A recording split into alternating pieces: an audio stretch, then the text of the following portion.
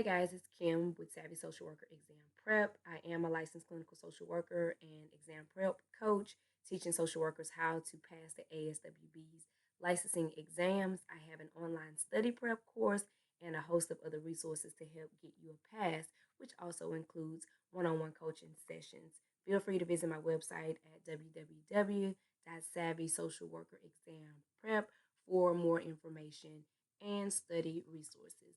In this video, I am just going to break down some first questions to help you get a better understanding of how to look at these questions as well as how to approach them and answer them correctly. Okay. Let me disclaim that this video is for educational and teaching purposes only in my attempt to assist my fellow colleagues with getting a pass for this ASWB exam. Okay, with that being said, let's get started. A social worker at a community clinic is meeting with a woman who is 7 months pregnant.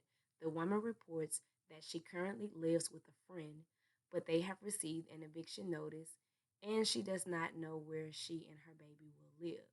The woman also reports that the landlord has been threatening her and she says that she does not feel safe. What should the social worker do first? Okay, so in this question, I'm just going to pinpoint what's going on a little bit. And so we have a social worker that's at a community clinic. She's working with a woman who is 7 months pregnant. The woman reports that she currently lives with a friend, but they received an eviction notice. She does not know where her and her baby will live. She also reports that the landlord has been threatening her and she does not feel safe. Okay, so this tells me that this is not an already established relationship between the social worker and the woman. So this is also a first question. So that lets me know that I am looking for the most important thing that I need to be doing to address this woman's problem. So with that being said, I need to know what is her most presenting problem. I've underlined a couple of things that's going on in this scenario, but I need to focus on what is her most pressing issue right now. Is it the fact that she's 7 months pregnant? Is it the fact that she's getting evicted and don't know where her and her baby's going to live? Or is it the fact that she's being threatened and don't feel safe? Okay. The presenting problem here, which is the most pressing issue, would definitely be the fact that she's um, being threatened and does not feel safe. So when I'm asking myself, what am I looking for in an answer? That means I am looking for the most important, because this is the first question, the most important or the most critical thing that I need to do first to address the fact that this woman is being threatened by her landlord and she does not feel safe. Okay, so would the first thing I do be to notify the police? That's definitely something that is important that I can do. I'm not sure if it's the first thing I'm going to do just yet because I have to check out the rest of the answer choices. So I'm going to pause that. Would the first or the most important thing be to develop a safety plan with the client? The client says that she doesn't feel safe. Is developing a safety plan going to address the whole presenting problem, the fact that she's being threatened by her landlord and she doesn't feel safe? I think that's something important to do, but I don't believe that that's going to be the first thing that we're going to do, because that is not going to address the fact that she's being threatened. Okay, so we're going to eliminate that. C, would the first thing we do be to explore housing resources with the client?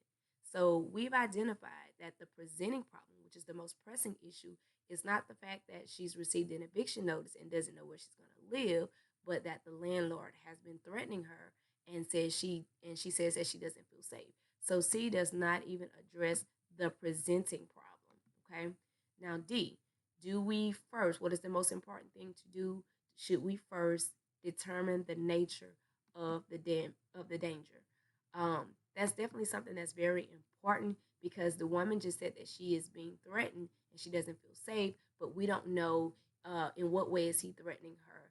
Is he threatening to kill her? Or is he threatening to just put her ties on the flat? Is he threatening to throw all her things out of the home? Is he threatening to throw her out on the street if she does not get out on time. We don't know the nature of his threat. So before we jump in and assume and go into action, calling the police and all of that, we first need to determine the nature of the danger so that we can proceed accordingly. Okay, so before we take any action, we have to prioritize the woman's safety by assessing the situation first before we jump into action by calling the police.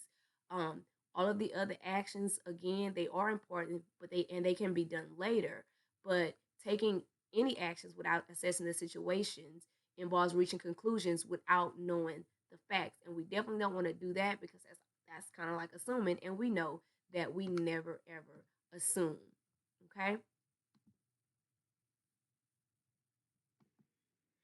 Next question. A hospice social worker makes a home visit to a client who is on a rampage when she arrives. The client is observed throwing and breaking several household items around and cursing at his son, who is his caregiver. The client is cooperative with the social worker. What should the social worker do first?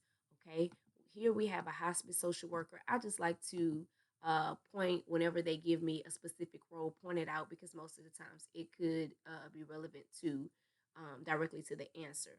So she's making a home visit, and the client is on a rampage when she gets there. Okay. He is observed throwing and breaking things and cursing at his son, who is his caregiver. Okay. All right. So however, the client is cooperative with the social worker. Again, we're working on first questions. So we want to prioritize what is the most important thing that we should be doing first. Okay. So would that be A?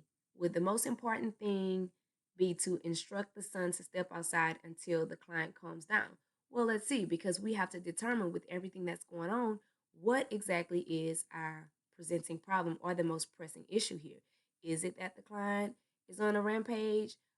Is it what she observes going on with the client throwing and breaking things and cursing at his son? Or is it that he's being cooperative with her?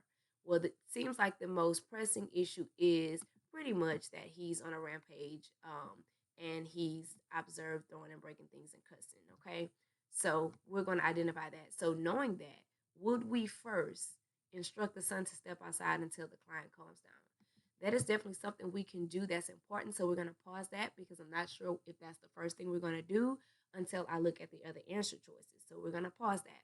Would the most important thing be to assess the potential for further violence in the home? That's also something that I know is very important that I may want to do. Not sure if that's the first thing, so we're going to pause that. Call 911. Okay, this, I guess, kind of steps into the action phase of the process. And we know that when we're looking at first questions, we want to do the most important thing, but let's first figure out exactly what's going on. If this is a situation that requires the police, or if it's a situation that can be diffused, it does say here that the client is cooperative with the social worker. This is one of those situations where I have my famous saying where I say we always consider the situation, but we focus on the presenting problem. So, considering that the client is cooperative with the social worker, I don't think calling 911 would be the first thing that we would do. Not saying we won't do that, but we're looking, this is a first question. So, we have to approach these questions um, in a certain order, in the order in which, they are most critical. Okay. So, would the most important thing to do first be to ask the son to explain what triggered the episode? Doing this definitely should occur at some point, but it's not the most important factor at this time. This man is in a rampage, so just trying to, pinpoint what happened is not the first or the most important thing. So that leaves us with A and B. Are we going to instruct the son to step outside until the client calms down? Is that going to uh, stop or address this presenting problem that he's throwing and breaking several household items and cursing at his son? It may, stop him from cursing at his son if his son steps outside, but that doesn't mean that he's going to stop throwing and breaking things just because we ask his son to step outside, and we don't want to assume that. So I'm definitely not going to go with this one because of that reason. So that leaves me with assessing the situation, assessing for the potential for further violence in the home. Okay. Since the client is already exhibiting violent behaviors, it is important for us to assess for safety first. So assessing his potential for further violence, this will help to ensure the son's safety moving forward. So let's figure out, since the client is cooperating, let's figure out um, if there is further potential. Is it something that we need to address further? But we need to assess before we address. So, maybe, this guy is just throwing things because his football team lost or something like that. And so that's why he's throwing things and cussing. So that doesn't mean that he's going to be this way or taking this out on his son every time he looks at him now or whatever. But we don't know that either. So that's why, again, we are assessing before we are addressing. Let's assess the potential for further violence because this is the first question. So we're doing the most important thing. And one of the most important things that we always do is assess and address safety. So in this case, we are assessing for safety first. All right, next question. A social worker receives a referral for a 6-year-old girl by her pediatrician. During the intake interview with the mother and the child, the social worker observes that the child appears restless and becomes physically aggressive with the mother, and the mother begins to cry. What should the social worker do first? I don't know why this question makes me chuckle. However, let's get to breaking it down. All right, so we have a social worker who receives a referral, which basically tells me we are in the beginning phases of the helping process because this is a referral. So it's for a 6-year-old girl and it comes from her pediatrician. Okay. During the intake interview, this tells me that we are, again, at the beginning phases of the process because this is an intake interview. Okay. Let me go ahead and just fix this real quick. All right. So we're in the intake interview with the mother and the child. The social worker observes that the child appears restless and becomes physically aggressive with the mother, right? And when this happens, the mother begins to cry. So, in this situation, what would be our presenting problem, the most pressing issue that's happening? Is it that we got this referral for a 6-year-old? Is it that the social worker observes that the child appears restless and becomes physically aggressive with the mother and the mother begins to cry? Definitely. That is going to be what we're focusing on as the most pressing issue. This little girl is up in here, acting up, apparently, and the mother is crying. So we need to figure out what is the most important thing that we need to do about this presenting problem, okay? So would the most important thing that we do first be to encourage the mother to exercise stricter discipline with the child? I think that's a bit premature. So I know that's not going to be one of the first things that we do. So, besides, we're in an intake interview at the beginning phases of the HEPA process. So we know that in this phase of the process, we're either engaging or assessing, which means we're developing rapport and trust and or gathering information. So encouraging the mothers to exercise strict discipline does not even fit with the phase of the process that we're in. So with B, would the first thing we do be to explore how the child is usually disciplined? So we have the social worker here, and she sees that the child is restless and becomes physically aggressive, and all the mother does is cry.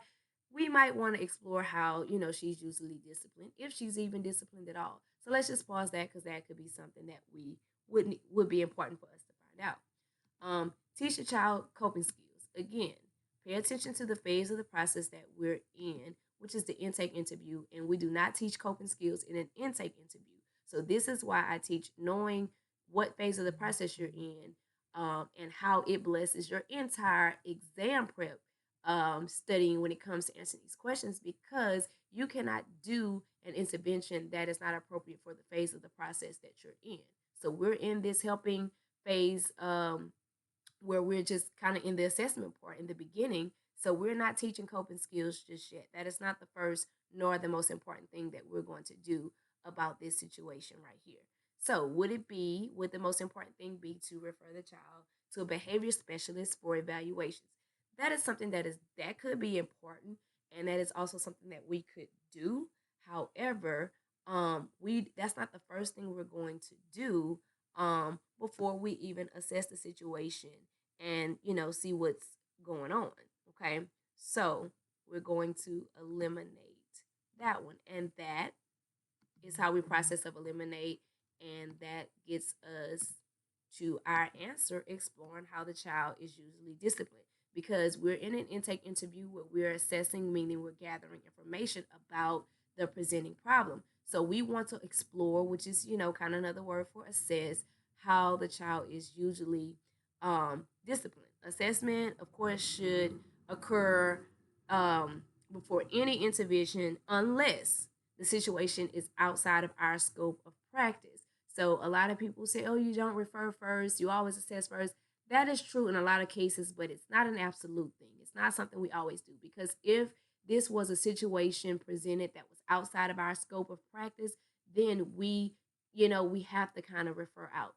In this scenario, that's not the case. So exploring how the child is disciplined is the only option here that is really not an intervention. And we know we want to assess before we address. So exploring how the child is disciplined would be the most logical answer here. Okay, so we're going to do one more first question. All right. So a social worker is contracted by a client, which I'm assuming that this is supposed to be contacted by a client whose initial complaint is depression. The client reports symptoms of insomnia, headaches, inability to eat, vomiting, and neck aches. What should the social worker do first? Okay, again, we're working with first questions. So let's first determine, where we are in the helping process. Okay, so it says that the social worker is contacted by a client whose initial complaint is depression. So that pretty much tells me we're somewhere probably in the beginning phase, which means we should be either engaging in or assessing. So her initial complaint is depression. So that's what, we kind of want to pay a little attention to.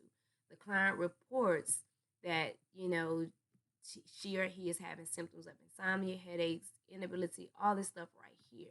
Okay, what should the social worker do first? So the client's initial complaint is depression, yet the client also reports that, he or she is not sleeping, having headaches, not eating, vomiting, neck aches. So this does not sound like depression symptoms, So let's kind of see what's going on here and what is the most important thing that we need to do to address the symptoms, okay? Because the initial complaint is depression, but the client is also reporting some other things that's going on. So would the first thing we do be to obtain a detailed social history on the client? Not even sure um, why this would be relevant outside of the fact that we are in the beginning processes, and we're completing an assessment. We're assessing the client. So yes, but that would not be relevant to the presenting problem, because again, yes, the initial complaint is depression, but we are looking at some more serious side effects, some things that could be leading up to that depression. So we want to focus on this right here. So a social history in lieu of what's going on right here may not be the first thing that we do, or the most important thing that we're looking at first. So let's go to B. Would the most important thing to do first be to probe for a substance abuse problem? Here again, don't really see the relevance in that, so I know that's something that I am not going to do first. Should we see engage the client in establishing goals? I think again that's premature, because that's something we do in the middle phase of the process when we're in the planning stage, and we're not in the planning stage because this is something that is very much new, and we're still trying to assess the client. So we're not ready to plan yet. So that's definitely not it. So that means that the answer could possibly be ask the client to obtain medical consultation. I definitely think that this is the most important, the most critical thing to do first, because the described physical symptoms suggest a potential medical issue. I mean, look at everything. Yes, she's saying, I'm depressed, but look at all the symptoms that she's conveying. Okay, so that means, of course, we always prioritize medical issues and physical symptoms over psychological issues, mental health issues, and all of that. So the first and most important thing would be to ask the client to go get a medical consultation first, and let's get that addressed, and then we can deal with the other things. Engaging the client in establishing goals. Of course, that, like I said, that's a step for further along in the process. Um, while the other two, obtaining the social history and assessing for substance abuse, that can be done later, um, after we rule out medical issues. Okay, so I hope this was helpful. Let me know if you guys have any questions, any comments. I do talk back, so just let me know, because I am here to help. Be sure to like, subscribe, follow, share, whatever you need to do to help anyone else that you feel like this video could bless. Thank you guys for watching and listening, as well as supporting. Thank you.